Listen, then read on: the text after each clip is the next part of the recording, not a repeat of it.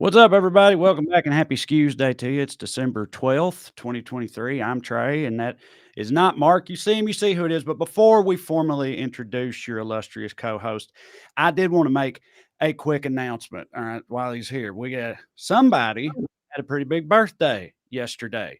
Oh, God And, damn it. yeah, pretty momentous birthday. And just as a sign of appreciation because of how much this person means to us, everybody in the Skew universe. Before we start, I just want to take a chance and say a very, very happy, slightly belated birthday to former Secretary of State John Kerry, who turned 80 years old yesterday.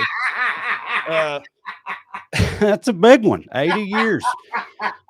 50 or so of which spent in public service, and I just thought it'd be nice to give it up to John Kerry on the day after his birthday like that. Also, Corey's here, everybody. Corey sitting in for Mark. Smart Mark has work stuff, and Cho's here in his Titan shirt. What about you? What'd you get up to yesterday, Cho? Now Anything? I'm embarrassed, but for a whole different reason. I for some reason had the nerve to think that Trae Crowder would do something nice for me on my birthday, but I was wrong. No, what? It doesn't matter, Trae, because speaking of the Titans, I got the greatest birthday present that any human being could receive. An absolute, me and you were talking yesterday. I won't know if it's that we're not believers in God. We're just not big fans of the fella, but we don't really invoke his name many times unless it's cursing him for a pandemic or whatnot. But last night, by God, we were in the spirit because the Titans pulled off a miracle. Yeah, the Titans became the first team in NFL history to win a game after being down by 14 with less than 2 minutes and 55 seconds left. Now, the stat is 2 minutes and 55 seconds because teams have won with 2 minutes and 56 seconds and above, but nobody has ever done it with 2 minutes and 55 seconds until the Titans did it. But yes, y'all, as you've ascertained, it was Cho's birthday yesterday, and we were, texting all day, and he said he wanted a Titans victory for his birthday, and the universe responded. I said it was happening. That's true. Yep. I didn't ask for it. I said, God damn it, they're winning. Yeah. And he were right. But yeah, Mark is fine. Everybody's just, he's got like a job and shit now and everything. And y'all know how that goes when he has a job. Sometimes he has to do it. Anyway, that's happening today. So, but we got who else? The Cho to sit in for us. And I understand that you've got a little something for us, as I understand it. Yeah. That's true, Trae. Since this will most likely, who knows, be our last Skews together until the new year, I decided it would be fitting to share an essay filled with a couple of jokes and reflections that I've written bidding adieu to 2023. Is that okay with you? Absolutely. Adieu your ass off, buddy. Hit it. Oh, okay. Yeah. Here it was a hell of a year. A little swallow. Yeah. That's what you do when you're capping off a truly, celebratory year is take a swig of Jim Beam straight from the bottle. Not sponsoring the show, but they can. Y'all holler at us, Jim Beam. All right. What can we say about the year 2023 that hasn't already been said about taking a road trip with presidential candidate and New Jersey Governor Chris Christie? It wasn't what any of us wanted. It felt a lot longer than it was, and it stunk like a meatball fart. The year started off with a train derailment in East Palestine, Ohio. The massive fire and toxic fumes were a danger to thousands of people, but luckily, the Norfolk Railroad Company handled it very poorly. Oh, well, we thought, at least this will be the last time we have to talk about Palestine this year. Man, I mean, it's the way things go now with, the hellscape we live in, but that feels like that was so much longer than this same year. Like you said that, I was like, holy shit, that was this year. And I'd forgotten that was the name of the place. Tough year for Palestine everywhere, Speaking of which, 2023 was the year where almost all of the most anti-Semitic people you have ever met in your life suddenly felt the urge to speak up for the people of Israel. They then started calling woke people the real anti-Semites. The woke people responded and said, no, our problem is with the Israeli government, not its people, to which the Southern Baptists replied, that's the same thing, which offended me personally because, as you all know, I'm anti-semantics. Hey, there it is. Yeah. Long walk off a short bridge. Sure. Hey, Speaking of, it feels like this didn't happen this year, Trae. Hey, do you remember the Chinese spy balloon? Oh man, yeah, that was this year too. Good lord, yeah, that was because that quickly sort of turned into some alien speculation, which always hits for me.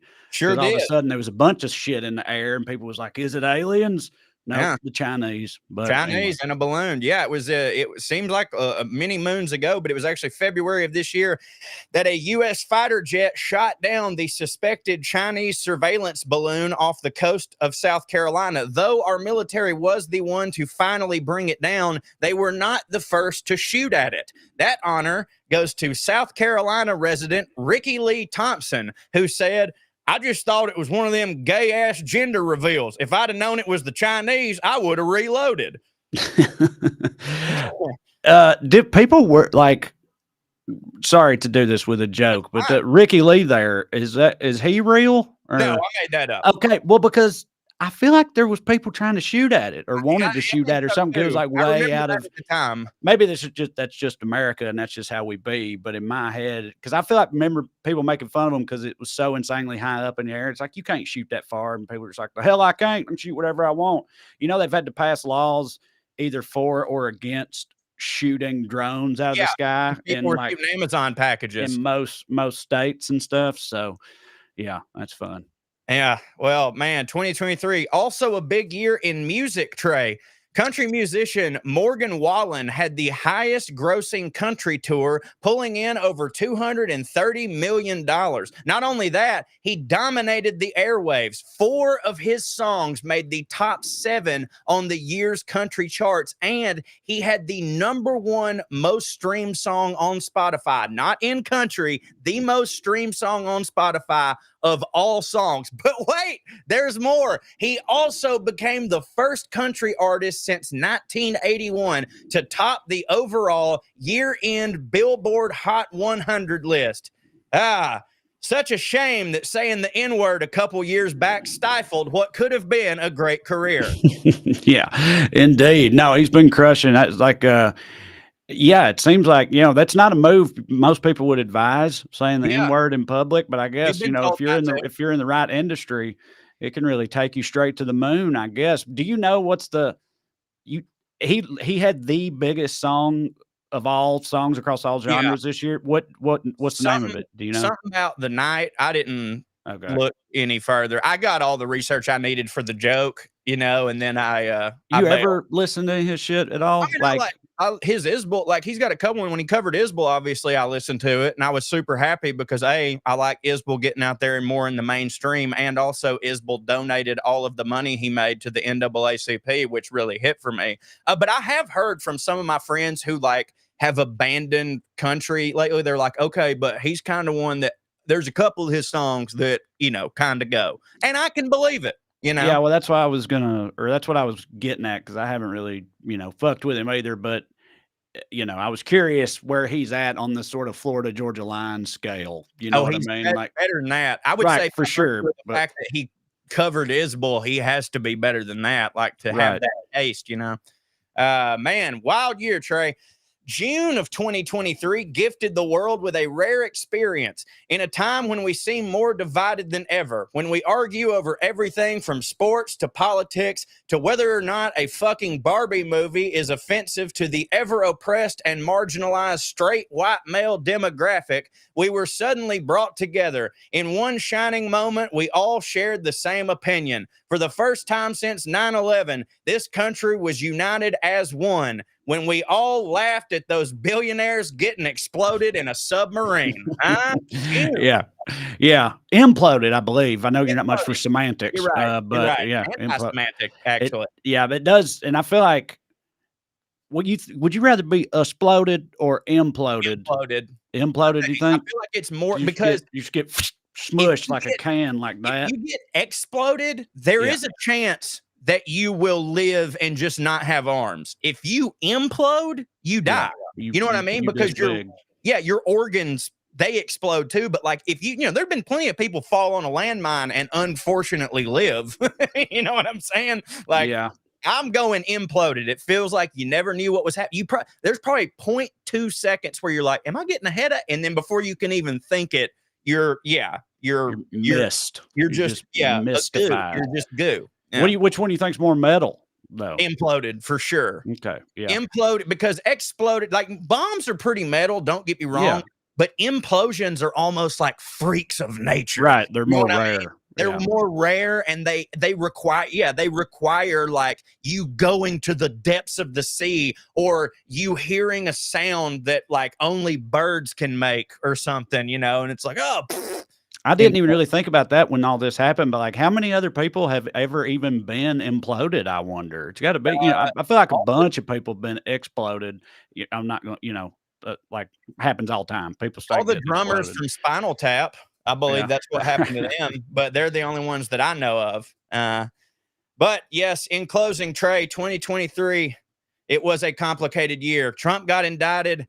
Biden fell down several times and said a lot of words that don't make sense. Strikes began, strikes ended. Artificial intelligence began its inevitable takeover of humanity as we know it. And just as it was prophesied, Dianne Feinstein immediately apparated into a Force ghost and left us in a plume of smoke. Mm-hmm. As we sit here in the waning days of 2023, trying to reckon with all the bad things in the world, the lives that were senselessly lost, the relationships that were irreparably damaged, a pandemic that still isn't over, and an international conflict that never will be. And not to mention that we are about to have a presidential election between two people who have been eligible for a discount at Golden Corral for nearly 30 years. Let us never forget that at least Derek Chauvin sure did get stabbed a lot. He sure did get stabbed a lot. Happy 2023, everybody. Also, just the dude that did the stabbing was a wild part of that story too, because he looked like Rob Reiner, sort of. Yeah, he did. Yeah, like present day Rob Reiner. Did you see where he's like? Now, it's not racist to speculate. I don't think. I think he's like a Colombian drug trafficker, like an OG, like. He's some sort of like real badass. He's just got that Rob Reiner papaw look to him. I mean, I figured he had to be at least something of a badass if all that stabbing he did. You know what I mean? That's right. I was going to say at the end of all that, and you alluded to it anyway, it's like, when you really put it all in perspective, hell of a not hitting year, but at least we can all lay our heads on the pillow tonight knowing that 2024 will surely hit in an uneventful fashion. Nothing it can't continue to get even worse every single year like it has done since 2016 or so. Yeah, you wouldn't think, Trae. Something's got to give eventually. I think at some point it would have to max out, but some might argue we haven't even begun to not hit yet. Before we get into the show further, Mark had some good news out of Texas he wanted us to share with everybody, which I know is odd. You don't hear a lot about that. In fact, there's plenty of other bad shit going on in Texas too. But a Texas court issued a permanent injunction declaring Texas's would-be drag ban law unconstitutional.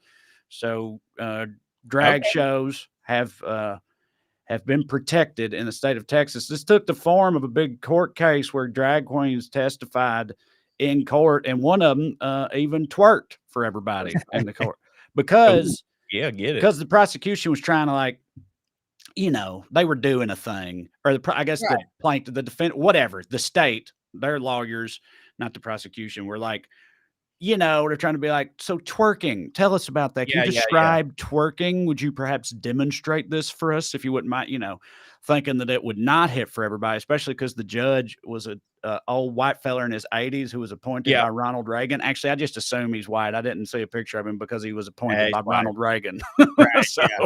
But anyway, and the judge, it seemed, guess it hit for him a little bit because he said afterwards, he's like, that's what's great about this job. You get to see all kinds of stuff. Well, hey man, and then they won the case. So obviously it worked out okay. So shout out to them. Well, if Elmore Leonard is to be believed, every now and then judges are freaks and kind of hit. So, I dig it. But hey, at least now everyone in Texas will shut up about it. So that's good. Most assuredly so. Yeah. All right. So let's get into it before we continue. Producer Matt is with us in Mark's absence. We still have Matt. He's back there doing his thing along with me and Cho. This is Weekly Skews. Before we continue, I want to remind y'all, of course, about a few things. Number one, if you'd like to see me perform stand-up live, and you should, you can go to TraeCrowder.com and check out the upcoming shows. In fact, this week, if you want to see the two of us do it, along with Drew Morgan, well, it's the week for it as long as you live in Middle Tennessee. Or hell, even if you don't, fly to Nashville. Who cares? Baby. Drive hours and hours. We'll be at Zany's Comedy Club this weekend. We do the shows before Christmas every year at Zany's. It's always a hell of a time. We look forward to it tremendously, and this year's no different. It's sure to hit, so come see us. And I've got plenty of other dates coming up after that, all at TraeCrowder.com. Also at TraeCrowder.com, you can find a link to me and this old boy's travel log we wrote around here and over yonder. It's a funny romp through these American states, as well as England and Scotland. So check that out, or get the audiobook on Audible, because we read it very dumbly, as we are wont to do when we read or talk. Yep. And Which finally, you can barely do right now. I know, but it's how, yeah, I did that on purpose. Obviously, I was trying to illustrate the point clearly. No, I don't hit. Last thing, if you enjoy this program and would like to show your support, you can do so by signing up on Patreon. You can go to weeklyskews.com/more, or just go on Patreon and search for my name. You'll find us either way. $5 a month gets you access to full-length bonus episodes. We just did one last week.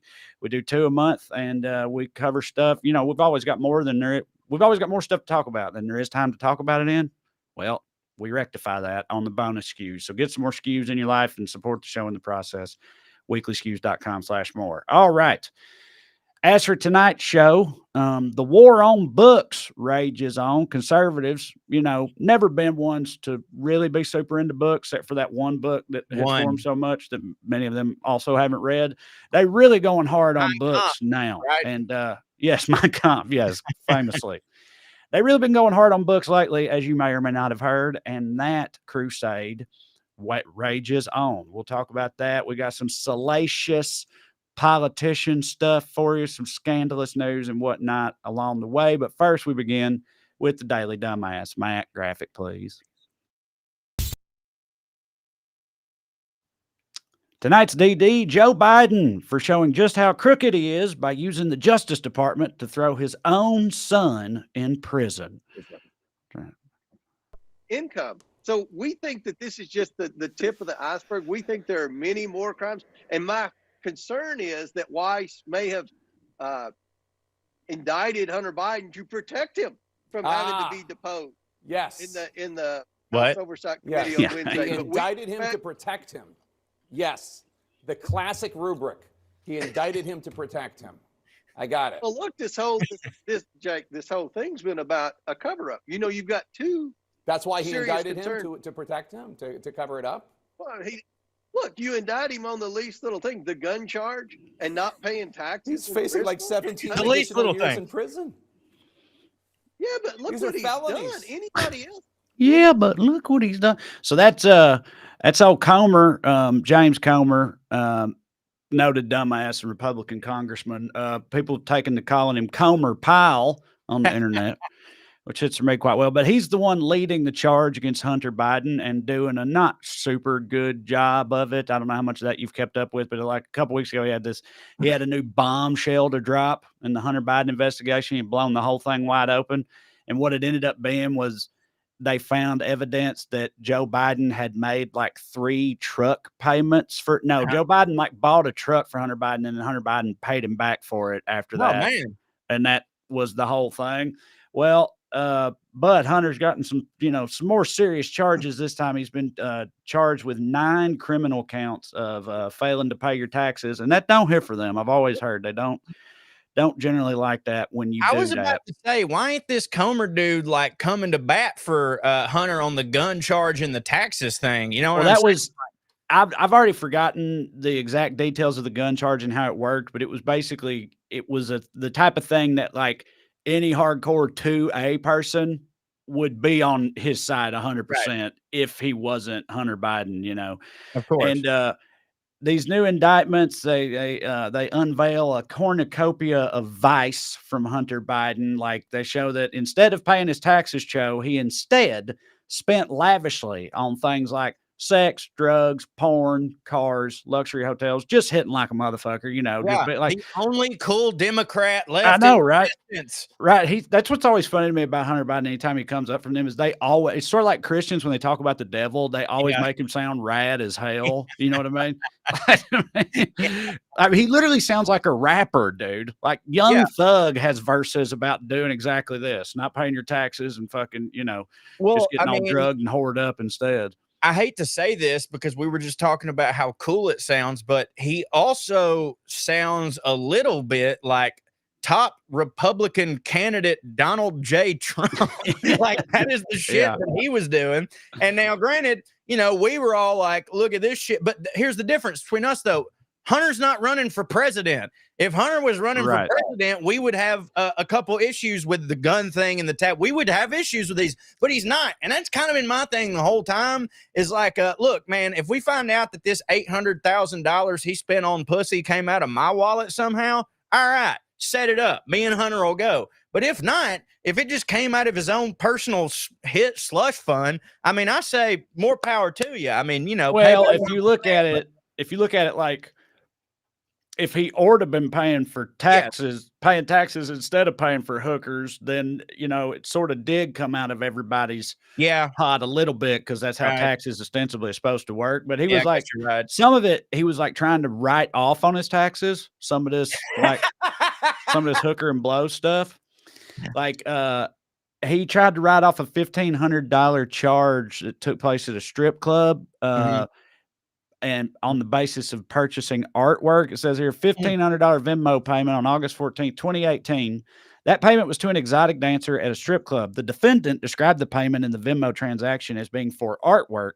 The exotic dancer had not sold him any artwork. Now, hadn't she? That's what I was about to say. That's exactly what I was going to ask you. Like, who's to say that isn't art? Dancing is not an art form. Right. I thought that was a kind of general consensus that dancing was like part of the, the artistic realm. And, I mean, it is like, and not all art you get to take home with you. You know what I'm saying? Like, if you come see us December 14th through the 16th at Zany's in Nashville, tickets at TraeCrowder.com, we are presenting you with our art. The only difference is our art, unlike when you buy a painting, disappears the moment you pay for it and you don't walk out the door with it. And I would have to say that an exotic dance, it falls into the same thing that we do on stage. You said unlike a painting. Do you remember, or did you see that time that Banksy, being Banksy, he sold a painting and then the guy bought it, and as soon as the money went through at the auction or whatever, the frame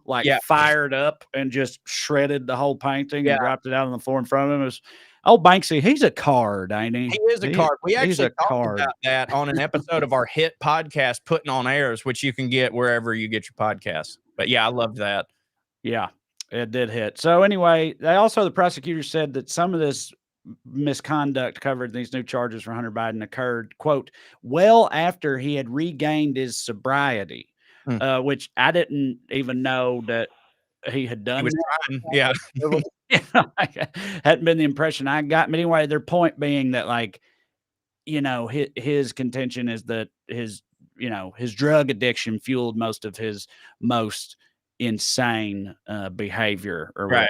And so they're saying, no, hell, he was sober when he was doing all. And again, if that's true, good Lord, like, he goes even harder. Like, fucking, dude, if you're fucking like racing down the Vegas Strip with two hookers and they're going 140 miles an hour without, and not paying your taxes and shit while stone cold sober. Unreal. That's wild. That is very wild. Yeah. But one thing sort of seemed to flew in the face of the notion that he had been sober during all this. They found some of his search history. And in addition to a lot of porn stuff, whole lot of porn stuff, which I mean, hey, hell, who among us? Yeah, not me. But also, they found a search on DuckDuckGo. He searched on DuckDuckGo the words "round yellow pill 230 imprint C." Hold on. That is a Percocet. It's a 10 milligram oxycodone. Ah, fuck. I hadn't done it in a while.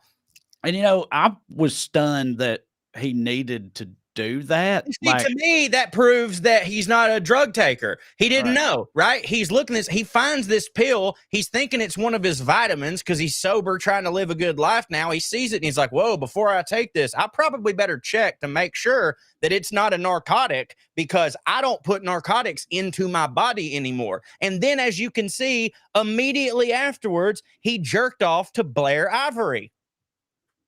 Yeah. Were you is that a personal favorite of yours, Cho, or Not familiar? You're not familiar? Okay. their Well, the way work. you said that, the way you said the name, it made it sound like there was some familiarity there No, to I me. was doing But a I bit. suppose, yeah, no, yeah, you. But I also don't see. I mean, he had like multiple Google searches for just the word "girl," and that's weird. That is Like, weird. I don't care for that. you're gonna need to do more than that, you know. And then a lot of the other things he put in were way, way, way more specific. I don't know. An odd duck is Hunter Well, Biden. as Democrats, we have been accused of needing to know the definition of what a girl is. So maybe that was what that is. Well, it would be fun if that's why he was Googling it, because he genuinely didn't know the definition of Right. a girl, because he's a godless lefty. And in case you're wondering how weird all this Hunter Biden stuff has gotten on the other side, Fox News brought on an expert commentator to weigh in. Sammy the Bull Gravano, noted murdering psychopath from Great the mafia. podcast. Yeah, he was like a mafia hitman or a heavy or whatever the hell. Dude. Known to have killed at least 19 people. So you know about Sammy the Bull or Oh, Sammy hell the yeah, Rat? dude. He's got Sammy the Rat for sure. He's got a podcast that on occasion I fuck with, and it's basically him talking about how he used to murder, and that's about it.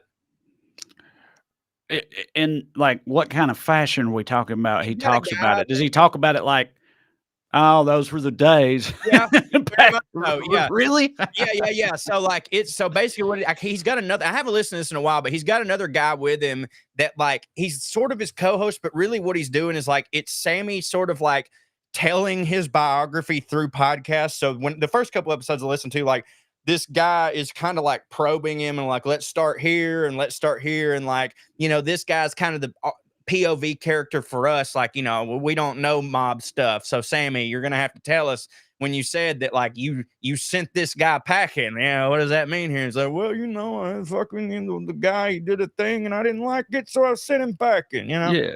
Send him back. And that is it. So did he talk like that? Is he? I don't remember. Okay. I really hope he does. I was Yeah, going to kinda. ask you how spaghettified he was, particularly in relation to recent quarterbacking phenom Tommy DeVito and his family.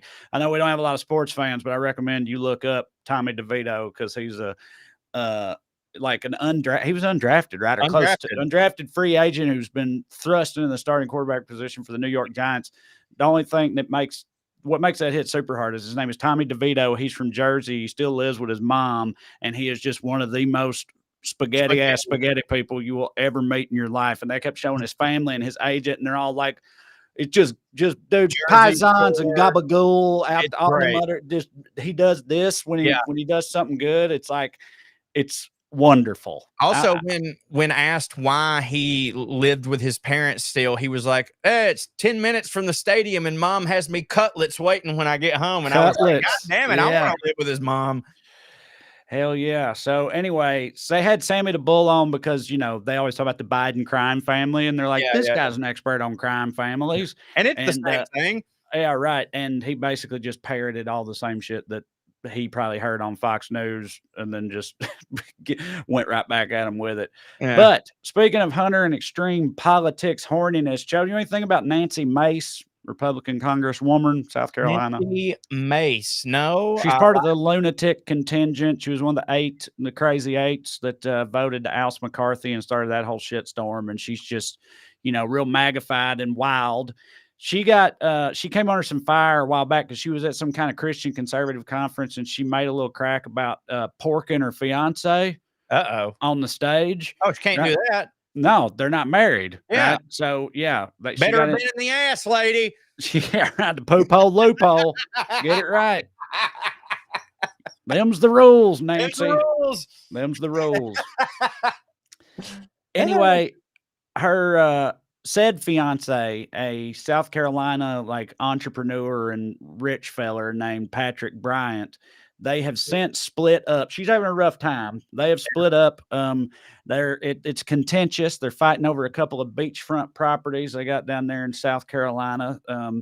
And in addition to this, Nancy Mace had a bunch of staff members. I think it was like half a dozen people that worked for her, like 6 people that worked for her, all quit at the same time and walked out because they said she was real gross about stuff all the time. I still haven't seen what she looks like. I need to know. Corey's going to need to see what she looks like, Matt. Yeah, Can you rectify that at some point? Get a picture of her up there. Look, it's wrong either way, but I'm just saying I need my own personal disgust meter. I guess she was talking a lot of wiener and butt stuff in the office every day. And these were, I think, maybe not all of them were dudes, but a good chunk of these 6 staffers were dudes, like younger dudes who are like, I can't stand all this pussy talk anymore from my boss or whatever. So, it had to be pretty over the top. That's pretty rough. Yeah.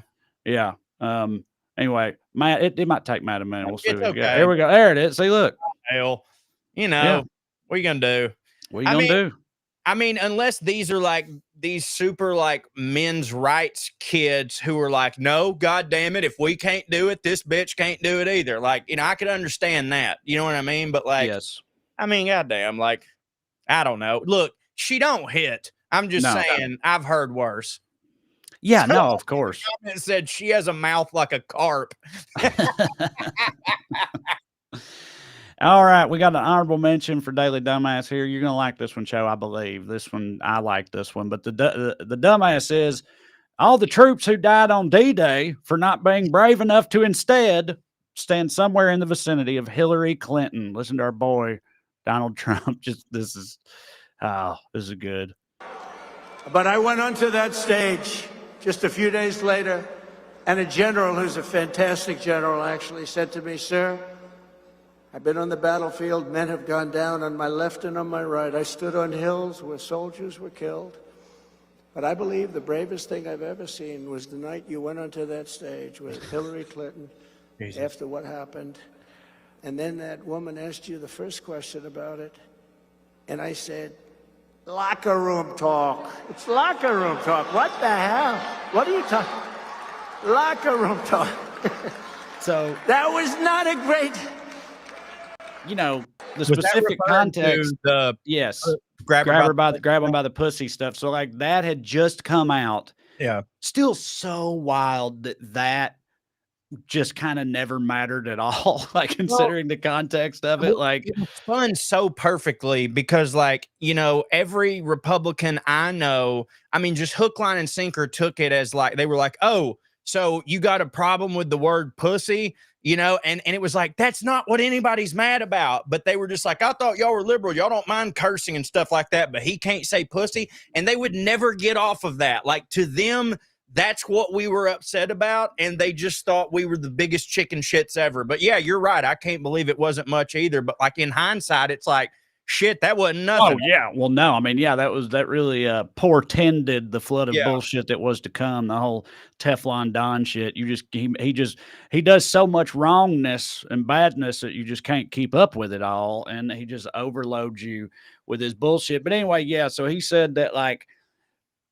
having that tape come out of him saying that, and then him still taking the stage and facing down the fire-breathing dragon that was Hillary Clinton in the 2016 presidential debate, that doing that basically made him Sergeant York. Well, then that dumbass D-Day survivor would really be proud of me and you for some of the CMT showcases that we had to do in front of 5 people, because I promise you it took more fucking balls. Also, if I may for a second, one of 2 things has to be true.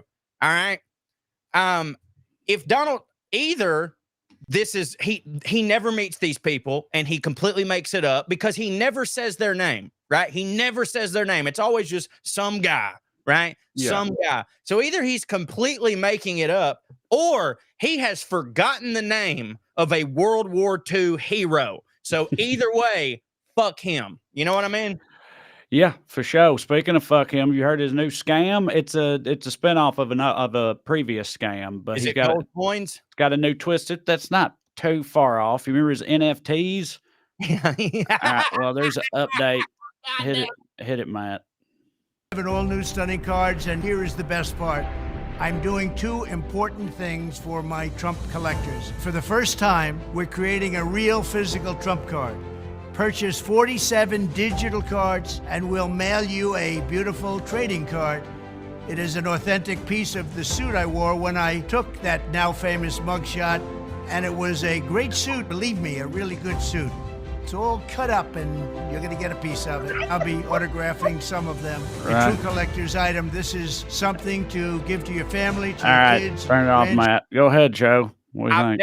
I've heard, buy two, get one free. I've heard, get one half off. I've never heard buy 47.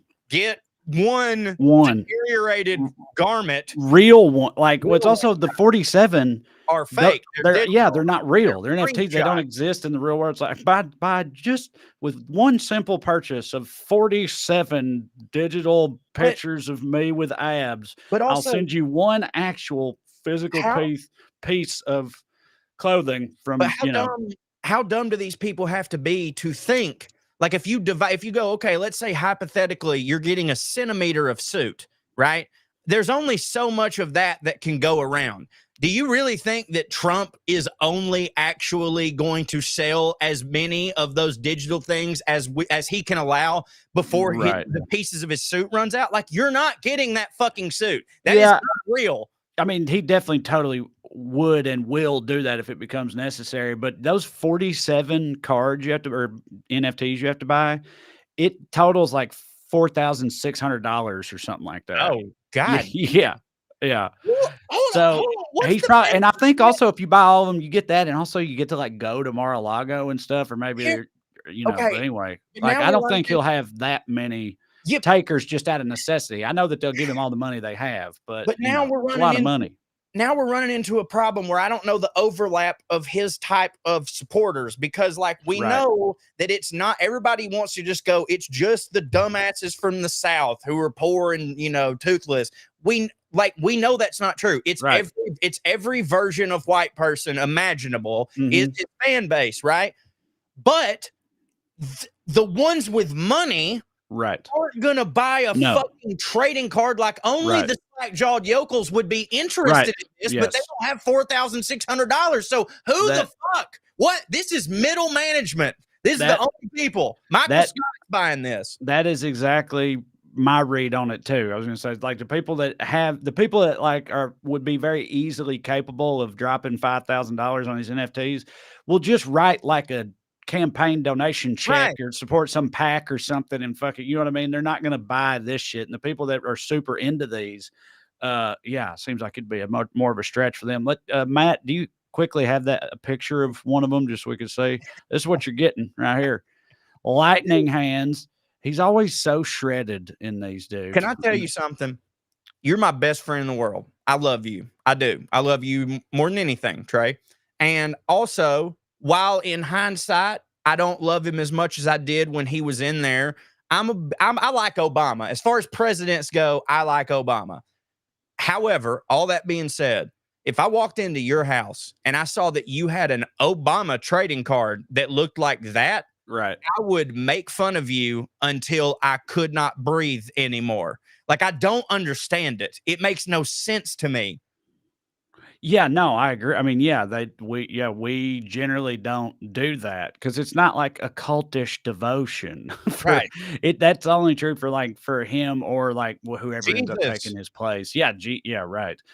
Yeah, I don't know, dude. It's pretty wild. Let me ask you about this though, because you just made me. You were like, if you had an Obama thing, I'm racking my brain trying to remember where and how I got this, and also I don't even know where it is, but somewhere in my closet, I have a football jersey that has Obama on the back of it, like a specific team, or just like an red, red, white, and blue. Oh, okay, yeah, that's pretty stupid. Yeah, you don't like that? I mean, it's got the number 44 on it. Listen, that's better than that card, because like at least that's a real thing. Like, I would never be caught fucking dead wearing it.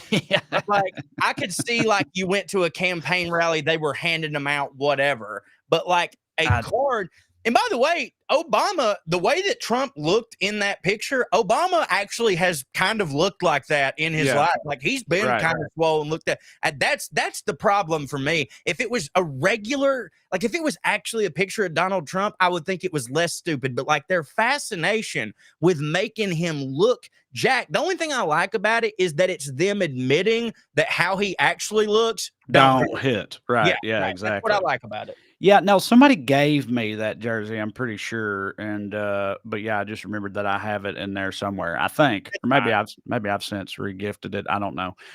Anyway, I'm sure that hit for whoever I gave it to if I did. But moving on, getting into it, like I said, the war on books continues. First of all, Cho, let me start with a question. What are your thoughts on the Scholastic Book Fair? Boy, let me tell you something right now, boy. Shoo-wee. When I was in school, I was a proud member of Book It.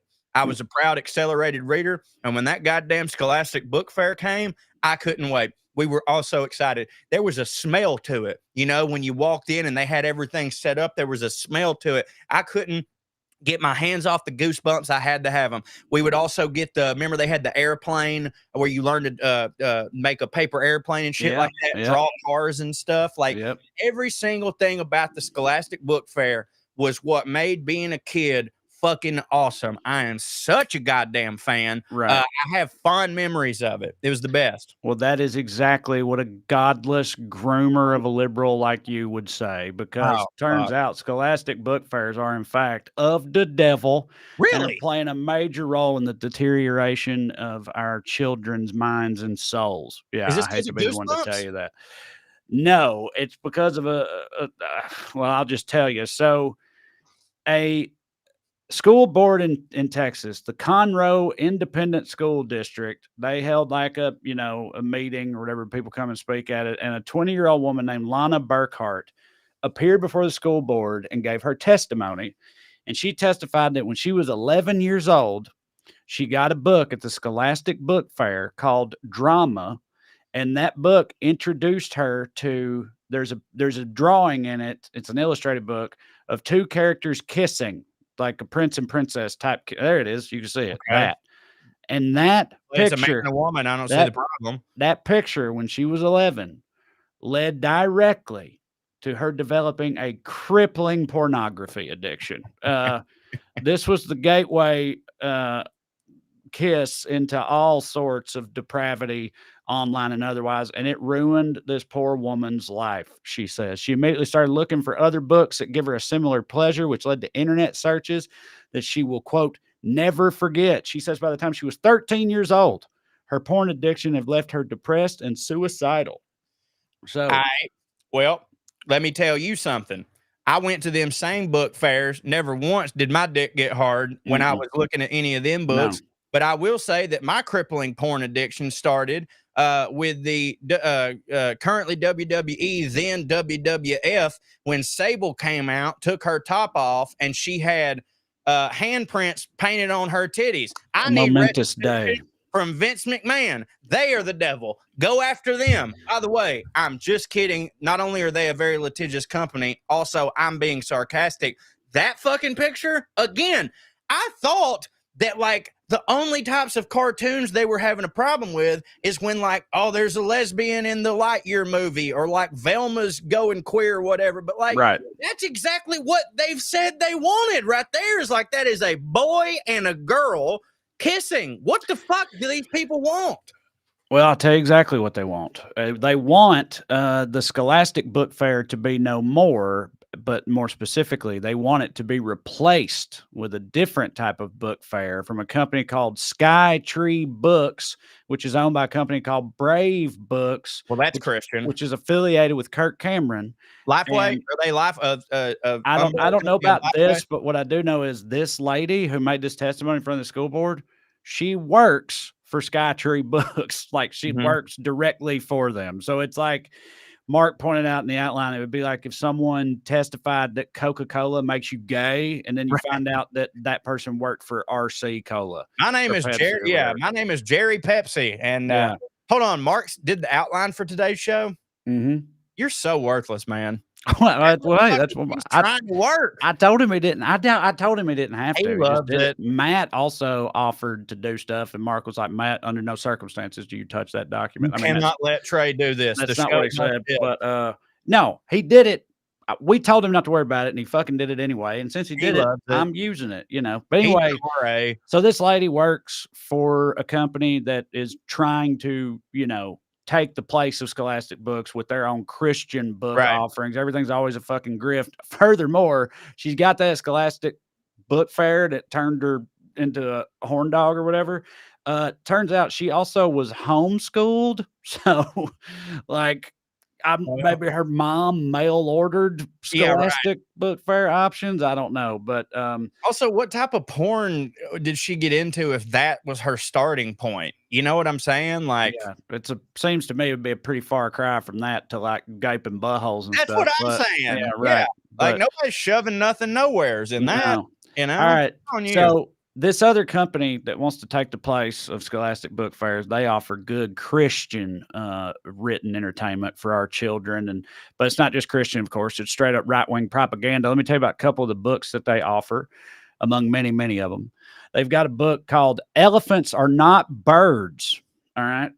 Well, that's just true. Yeah. Right. Well, so the book, which costs $23, follows an elephant named Kevin as he learns that even though he can sing, that does not make him a bird. Oh, right? I get it. And the villain of the story, a vulture named Culture. Oh my God. Yes. Gives the elephant a beak and a set of fake wings to convince him that he is in fact a bird, and then watches the elephant as he plummets out of a tree. I don't know if it's to his death, but I really hope so. Just because to add to the ludicrous nature of this. But yeah. So yeah, I don't know what the message is supposed to be there. I mean, obviously I do. It's vehemently anti-trans, but yeah, I don't know. This shit. Well, I mean, at the same time, an elephant should not be jumping out of a tree. But I don't know how that elephant got up there in the That's first what place. I was about to say. You get the like that part doesn't make sense. Like you have to at least make it jump off of a cliff. Like the tree does not make any sense to me. Yeah. But dude, like so on the nose, the vulture is named Culture. Yeah. Unbelievable. Listen to this one. They got another one called Paws Off My Cannon. Okay. By Dana Loesch, a former spokesperson for the NRA. I remember her. Yeah, that brown-headed lady that don't hit. Yeah, and the book, according to the website, the Scholastic, the Brave Books website, this book teaches kids the importance of the Second Amendment by following the story of Bongo, a gorilla who is shot at with a coconut cannon by a villainous hyena. Okay. Bongo's friend Bonnie then suggests the village ban all coconut cannons as a result, but Bongo thinks it's the hyenas who are the problem, not the coconut cannons. So, well, here's the deal. Coconut cannons don't kill people or monkeys. Coconut cannons don't kill monkeys. Hyenas kill monkeys. Well, I would offer to them this sense of logic. You can't get rid of the hyenas. You know what I'm saying? So you got to pick one. Much to their chagrin. Much to their chagrin. Yeah, you can't get rid of hyenas. But I would say that, in my opinion, unless it is a coconut cannon primarily used for home defense or hunting, a coconut cannon really has no place. And that they did a really good job of honestly making their argument sound as ludicrous in the book as it is in real life. Right. Yeah. So, all right. One more quick, Matt, you can go ahead and start looking for some questions and comments if you want. I'm going to do this one quickly. So there's a couple in Florida, and the dude is the husband's the chair of the Florida State GOP. And the wife is one of the founders of Moms for Liberty. Moms for Liberty is this group of those cunts. Yeah, I'm aware of them. Sorry. Yeah, right. Well, they do, and they do a lot of this book banning shit or whatever. So that couple, so it's like a don't hit power couple, right? Especially in Florida. They're under serious fire right now because they're being accused of sexual battery by a woman they had threesomes with routinely. All right. So, very anti-gay, these people, but apparently, it don't count if it's, two women's in a three-way or whatnot. By the And way, I mean, you got me listening, but sure. yeah, but no. They don't deny having an ongoing relationship with the lady, but they do deny the assault. I'm not going to get in. This is all like just now coming out. They say they've got tape or whatever. I don't know. But anyway, so don't know the detail. Or we ain't got to get into the gory details of what's going on there. It's just they're purported to not hit, and we'll see how it plays out. But obviously, they're already calling for their heads. DeSantis is coming after him. They want him to all stop, because it's a bad look. And as of the most recent thing that happened, it seems that the lady, the mom for Liberty, has been the school board there signed off 4-1 on a resolution demanding that she voluntarily step down from the post she has held for nearly a decade. So let me ask you this. Yeah. Whenever something like this happens, because I got to tell you, it seems that it happens so much. Almost the exact same situation with any of these Republican-led groups or all these people who are like claiming to be the moral majority on something. You give it time, and a story like this will come out. Now, I'm going to ask you because, I don't keep up with the news as much as you and Mark do. When this happens, do they say, oh, this is just an attack from the other side. They're making all these things up to make us look bad. Is that normally their argument? I mean, yeah, sometimes, especially if they're saying it's like allegations that are false. Oh, it's a witch hunt. That's Donald Trump's whole thing. So it's a witch hunt. They definitely go with that often. If they're caught like red-handed, usually they do some version of that sports announcer guy who said, and Nick said the F slur on the hot mic. And then after that, the whole, like, I consider myself a man of faith, and in a moment of weakness, I made some choices that I regret. Yeah. And that's a deep drive to left center field. It's going to be a 4-0 ball game. Anyway, I should have never said that. I'm just wondering why they don't do that to us as much. You know what I mean? Like, you'd think, like, if that was like a viable tactic, you would think do that to us, because in our community, it would actually affect our career. Like, it would actually matter a whole lot. But like, yeah. Well, because we're shameless monsters who would stoop to such tactics, and they, as you said, have the moral high ground and would never resort to any kind of chicanery. Debbie Lynn Robinson says, hit that like button. Thank you, Debbie Lynn. I always forget every week. Smash that like button, bros. Subscribe. Subscribe to the channel, share, 5-star review, tell your friends, all that stuff. Stephen Graham says 50 Shades of Liberty. Yeah, that would 50 Shades. Hey, Amber, your wife, where did that rank on her list? Because she loves them type of, lady porn books. Was that series up there for her? Oh yeah, she liked 50 Shades of Grey. And it's funny, my wife, because I remember one time I had read a little bit about 50 Shades of Grey, and I was like, babe, a lot of that sounds like sexual harassment and bordering on rape. And she's like, yeah, it's a good book, and I was like, Jesus Christ. I know what I'm doing is not hitting for you then. Hope 216 says moms for threesomes got the boot because she got found out. No doubt more are out there. I mean, yeah, it's always just that they got caught. Jerry Cummings says, hey, Trae, ever consider a Sacramento or Chico, California visit? I love Sacramento. The Punchline's a great club. And I actually was just thinking, because I was in San Francisco recently and some people drove there from Sacramento. And I was like, damn, I need to go back to Sacramento. I've got a buddy who's from Chico. That's the only thing, I'm trying to think of one thing. I know a guy from Chico. That's it. I hear it's a lovely place. I've never heard of Chico in my life, but it sounds awesome. Yeah, he said it was kind of like he said it was like sort of like hippie-ish type California people. My brain went straight to Mexican, but sure, right. Yeah, I hear you. Hit for me harder, honestly, than that's how a lot of California is, honestly. You know what I mean? Just because most of the names out here are Spanishy in nature, and yet some of those places super white. Yeah. Lisa Gunningham Deitch. Sorry, I butchered that. Lisa Guggenheim Deitch, hell of a name, Says, try Davis, Trae. Yeah, I know they got a UC there, UC Davis.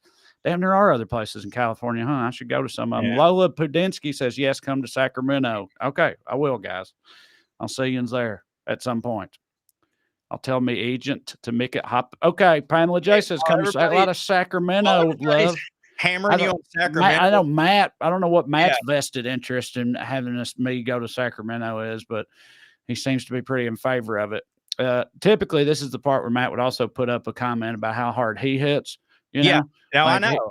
He used to also have things about me too, and I know I went hard this episode, but it's just like trying to get Trae to Sacramento. Speaking of me going hard, by the way, since we can't get off Sacramento, I would like to tell everybody to go to bonuscorey.com. That if you liked me this episode, if you like the thing that I did at the top, if you like my writing and stuff, go to bonuscorey.com and I do stuff over there. Anyways, back to this. Matt, you got anything besides Sacramento?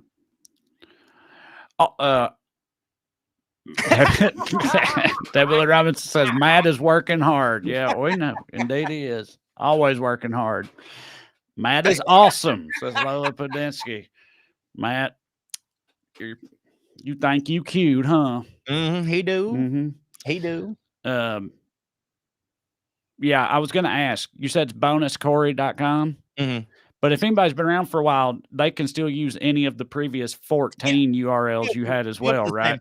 He changes the name of his website every other month. It's not that I'm changing the name of my website. I just have a bunch of directives, It's just domain. It's bonuscorey.com. You can also go to parttimefunnyman.com.